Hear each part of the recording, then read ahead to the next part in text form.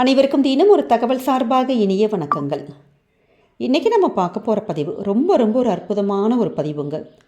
இந்த மார்கழி மாதத்தில் எல்லா நாட்களும் விசேஷமானவை தான். குறிப்பாக ஏகாதேசி திதியும் அந்த திருவாதிரை நட்சத்திரமும் ரொம்ப கூடுதலான ஒரு விசேஷம் வரும்.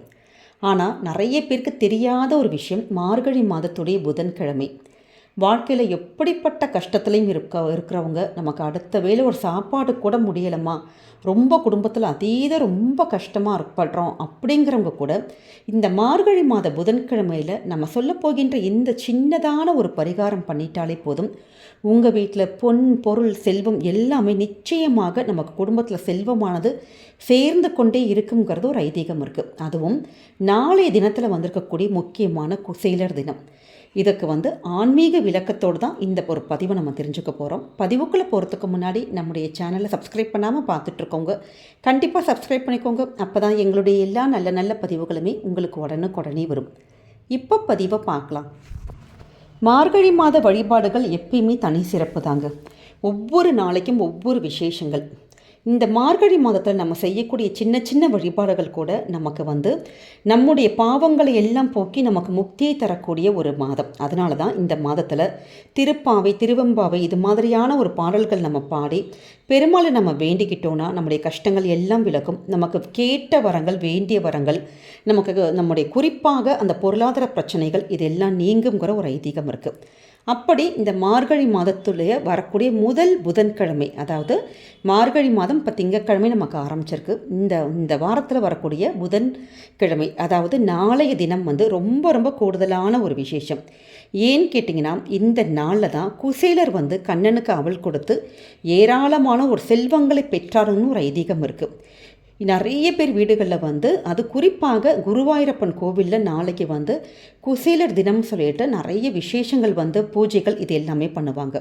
குசேலருடைய கதைகள் படிப்பாங்க. இந்த கதைகள் நம்ம படித்தாலும் சரி, இந்த கதைகளை கேட்டாலே நமக்கு மிகுந்த புண்ணிய பலன்கள் நமக்கு பெற்றுத்தரும்.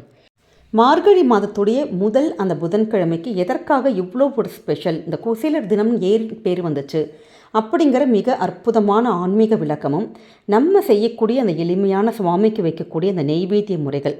நெய்வேத்தியம் சாதாரணமாக வைப்போம், ஆனால் நாளைக்கு நம்ம கிருஷ்ணனுக்கு இந்த ஒரு முக்கியமான சூக்ஷ்மமான முறையில் நம்ம செஞ்சோன்னா குடும்பத்துக்கு நல்லபடியாக செல்வ வளம் வருங்கிற ஒரு ஐதீகம். அப்படிப்பட்ட அற்புதமான ஒரு ஆன்மீக விளக்கம். குசேலருடைய உண்மையான பெயர் சுதாமா. ஆனால் அவருடைய வறுமை காரணமாக எப்பயுமே அவர் கிழிஞ்ச ட்ரெஸ் மட்டும் தான் போட்டிருக்கிறதுனால எல்லாருமே அவரை கேலி பண்ணுறதுக்காக சொல்லப்பட்ட பெயர் தான் குசேலர். குசேலர்னு சொன்னாலே கிழிந்த ஆடைகளை அணிபவன் அப்படிங்கிற ஒரு அர்த்தம் இருக்குது. சாந்திபவனி முனிவரிடம் கண்ணனும் பிராமண சிறுவனனாக இருந்த சுதாமாவும் ஒன்றாக குருகுலம் போனாங்க.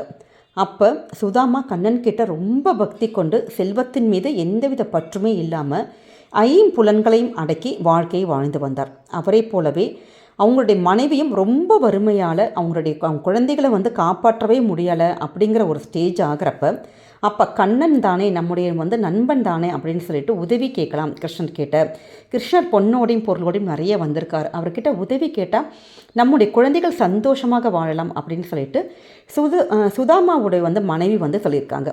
பசியோட துன்பத்தால் தான் அவங்க மனைவி இப்படி சொல்கிறாங்கன்னு அவருக்கு நல்லாவே புரியுது. ஆனால் இந்த செல்வம் நம்மக்கிட்ட வந்தால் கர்வத்தை ஏற்படுத்தி நமக்கு வாழ்க்கை கெடுத்துரும் அப்படின்னு நினச்சிட்டு, ஆனால் கிருஷ்ணன் சின்ன வயசுலேருந்து இருந்த ஃப்ரெண்டு தானே, போய் பார்க்கலாமேன்னு சொல்லிட்டு அந்த ஒரு ஆசையில் கண்ணனை போய் பார்க்குறதுக்காக போகிறாரு.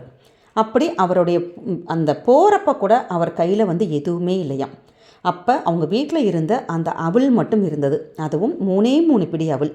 அதை அவர்கிட்ட இருந்த பழைய கிழிந்த துணி, அந்த துணியில் சுற்றிட்டு ஒரு சின்னதான ஒரு முடிச்சு மாதிரி காணிக்கை மாதிரி எடுத்துகிட்டு போகிறாரு.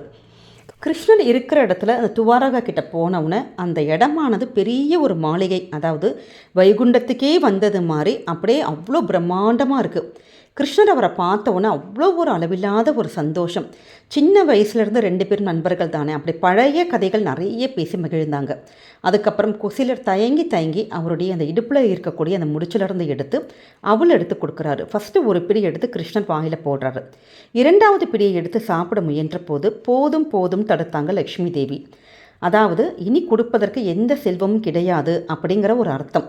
இதனுடைய உள் அர்த்தங்கள் கிருஷ்ணருக்கு புரியும். அன்று இரவு அந்த கண்ணனுடைய மாளிகையில் தங்கிட்டு மறுநாள் புறப்பட்டு சென்றார் குசேலர். அந்த வீட்டுக்கு போகிற வழியெல்லாம் அவருக்கு யோசிச்சுட்டே போகிறாரு. நம்ம ஏதாவது உதவி கேட்டிருந்தா கண்டிப்பாக கண்ணன் வந்து நம்ம கொடுத்துருப்பாரு. இப்போ மனைவி கேட்டால் நம்ம என்ன பதில் சொல்கிறது, குடும்பத்தில் ரொம்ப கஷ்டமாக இருக்கே அப்படின்னு சொல்லிட்டு மனசு ஃபுல்லாக கண்ணனோட புன்னகையும் பேச்சுக்களும் தான் அவருக்கு நிறைஞ்சிட்டே இருந்தது. கண்ணனோட நினைவிலே போயிட்டே இருக்கிறப்ப அவருடைய வீடு வழியாக போகிறப்ப பெரிய ரத்தினங்கள் அது மாதிரியான ஒரு பெரிய மாளிகை பார்க்குறாரு.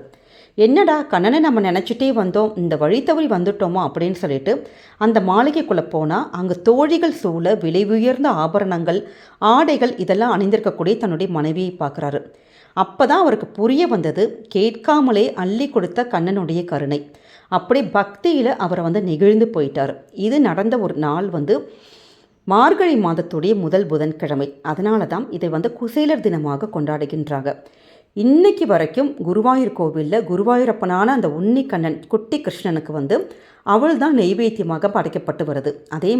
அதே மாதிரி இந்த மார்கழி மாதத்தில் ஃபஸ்ட்டு வர புதன்கிழமையில் எந்த வீட்டில் கிருஷ்ணனை நம்ம நினச்சி ஆத்மார்த்தமாக நம்முடைய வீடுகளில் அவள் நிவேதனமாக வச்சு ஒரே ஒரு நெய் தீபம், அப்படி நெய் தீபம் ஏற்ற முடியாதவங்க நல்ல நெய் தீபம் மட்டும் ஒன்று ஏற்றிட்டு ஓம் நமோ நாராயணா இல்லாட்டி கிருஷ்ணா குருவாயூரப்பாங்கிற அந்த சின்னதான ஒரு மந்திரம் ஒரு வார்த்தைகள் போதும். இந்த ஒரு வார்த்தை மட்டும் சொல்லிட்டு அவள் யார் வந்து நிவேதனம் பண்ணுறோமோ அவங்க வீட்டில் கண்டிப்பாக எப்படிப்பட்ட அந்த கஷ்டமும் நமக்கு வந்து எல்லாமே போய் நல்லபடியாக செல்வ வளம் வருங்கிறது ஒரு ஐதீகம். நமக்கு எல்லாருக்குமே தெரியும் அவளுங்கிறது ரொம்ப ஒரு எளிமையான ஒரு உணவு. அந்த அளவுக்கு வந்து நமக்கு பணம் வந்து வேணாம். ஒரு 20 ரூபாய்க்கு வந்து சின்னதான ஒரு பேக்கெட் கூட வாங்கலாம். அந்த அவலில் லைட்டாக வந்து கொஞ்சோண்டு தேங்காவும் நம்ம நாட்டு சர்க்கரையும் மட்டும் போட்டு நீங்கள் கலந்துட்டு ஏலக்காய் இதெல்லாம் போட்டு கலந்துட்டு இது சுவாமிக்கு எப்படி நிவேதனமாக நீங்கள் வைக்கணும்னா எப்பயுமே வந்து நம்ம சாதாரண ஒரு பவுல் இது மாதிரி எடுத்து வைப்போம். ஆனால் நாளைய தினத்தில் மட்டும் சின்னதான ஒரு முடிச்சு, அதாவது உங்கள் கிட்ட இருக்க ஏதாவது ஒரு வெள்ளை துணி இருக்கும் பார்த்தீங்களா, அது மாதிரி பூஜைக்கான ஒரு வெள்ளை துணியில் சின்ன கொஞ்சோண்டு அவள் மட்டும் போட்டு சின்னதான ஒரு முடிச்சு, அதாவது ஒரு முடிச்சு அவர் வந்து எப்படி வந்து குசேலர் வந்து ஒரு சின்ன ஒரு முடிச்சு மாதிரி தான் காணிக்கையாக கொடுப்பாராம். அதே மாதிரி சின்னதான ஒரு முடிச்சில் அப்படி சுவாமிக்கு நீங்கள் நிவேதனமாக ஒரு துணியில் நீங்கள் வச்சு பாருங்கள். நிச்சயமாக கிருஷ்ண பகவான் அதை பார்த்த அந்த ஒரு க்ஷணமே அப்படி மனமும் வந்து நம்முடைய நிவேதனத்தை ஏற்றுக்கொள்வாருங்கிற ஒரு ஐதீகம் இருக்குது. அதனால் நாளைய தினத்தில் இந்த ஒரு முறையில் நீங்கள் சுவாமிக்கு நிவேதனமாக நீங்கள் வச்சு பாருங்கள். கண்டிப்பாக குடும்பத்தில் எப்படிப்பட்ட கஷ்டமும் வறுமையும் எல்லாமே போய் குடும்பத்தில் பலவித சுபிக்ஷங்கள் கிடைக்கும். இந்த பிரசாதத்தை அவளை நம்ம சாப்பிட்றது மட்டும் இல்லாமல் நமக்கு தெரிந்தவங்க அக்கம் பக்கம் யாருக்காச்சும் ஒருத்தருக்காச்சும் அன்றைய தினம் அவள் நீங்கள் தானமாக கொடுத்து பாருங்கள், கூடுதலான விசேஷம் கிடைக்கும். இந்த ஒரு பதிவானது நிச்சயமாக உங்களுக்கு பிடிச்சிருக்கும்னு நினைக்கிறோம். பிடிச்சிருந்தா ஃப்ரெண்ட்ஸ் அண்ட் ஃபேமிலி மெம்பர்ஸ்க்கு ஷேர் பண்ணுங்கள், அவங்களும் இதை பார்த்து பயன்பெறட்டும். நம்முடைய சேனலை நிறைய பேர் சப்ஸ்கிரைப் பண்ணாமல் பார்த்துட்ருக்கீங்க. நீங்கள் சப்ஸ்கிரைப் பண்ணி உங்களுடைய ஆதரவுகள் சப்போர்ட்டுகள் எங்களுக்கு கொடுங்க. மீண்டும் வேறு நல்ல பதிவோடு உங்களை சந்திக்கிறோம். நன்றி, வணக்கம்.